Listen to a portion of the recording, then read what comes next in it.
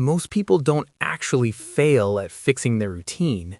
They fail at forcing it. They wake up one day and decide, from tomorrow, everything changes. New sleep schedule, new habits, new discipline. And for a few days it works. Then life hits. Energy drops, motivation disappears, and suddenly the routine feels heavy again. And they think the problem is laziness, but it's not. The real problem is something most people never notice. You're trying to build a routine that fights your psychology instead of working with it. Let's understand something first. Your brain is not designed for consistency. It is designed for efficiency. It always asks one question before any action. Is this worth the energy? So when your routine feels forced, your brain resists it automatically. Not because you are weak, but because your system is misaligned. This is something behavioral psychology has shown repeatedly. Behavior is not driven by motivation. It is driven by cues, environment, and emotional reward loops, not pressure, not willpower. Now here's the deeper truth. Most people try to fix their routine by adding more discipline. But real change doesn't start with discipline. It starts with friction, or more accurately, removing friction. Because your current routine is not broken. It is just competing with easier alternatives. Your phone, your comfort, your distractions, your habits that require zero effort.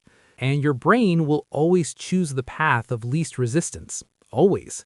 So if you want to fix your routine, you don't force it. You redesign it. Let's break this down properly. First shift, stop relying on motivation completely. Motivation is not stable. It is emotional weather. Some days you feel powerful. Most days you don't. If your routine depends on motivation, it will collapse every time your mood shifts. Instead, you build something psychology calls cue-based behavior. That means your actions are not triggered by feelings, they are triggered by signals. Same time, same place, same sequence. For example, not "I will study when I feel like it," but "after I sit at this desk, I start for 10 minutes.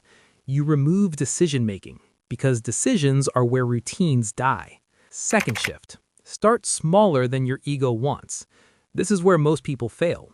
They design a perfect routine in their head. Then reality destroys it. Because big changes create resistance, but small actions bypass resistance. There's a well-known behavioral principle called the minimal viable action. It means make the task so small your brain cannot say no. Not 1-hour workout, just put on your shoes. Not 2-hour study, just open the book. Because once action starts, psychology shifts, inertia breaks, and movement creates more movement. Third shift. Stop focusing on intensity, focus on identity. Your routine doesn't fail because it is hard. It fails because it doesn't match how you see yourself. If you still see yourself as someone who tries to be disciplined, you will always fall back. But when you start thinking like, "I am someone who shows up daily, even in small ways," your behavior slowly aligns with identity. This is not motivational talk. This is cognitive psychology. We act in ways that protect our self-image. So if your identity is unstable, your routine will be unstable. Fourth shift, remove emotional negotiation. This is the silent killer of routines. "I'll do it later. I'm not in the mood. Tomorrow will be better." Every time you negotiate, you lose consistency. So you need a rule. No discussion with the mind, just execution. Not aggressive discipline, just quiet repetition. Because the more you argue with your thoughts, the more power they gain. Fifth shift, build reward loops, not punishment systems. Most people punish themselves when they fail. Then they associate the routine with guilt, and the brain avoids guilt. But if you attach even a small reward to consistency, your brain starts cooperating. Not junk rewards, but emotional rewards like, "I kept my word to myself today." That feeling is powerful because self-trust is the strongest reinforcement loop in human behavior. Now here's something important. Your routine is not something you fix once. It is something you stabilize slowly, like recalibrating a system.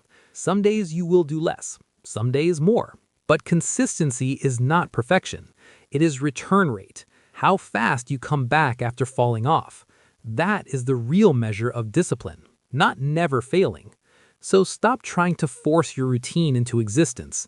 That approach only works against you. Instead, understand your psychology. Work with your brain, not against it.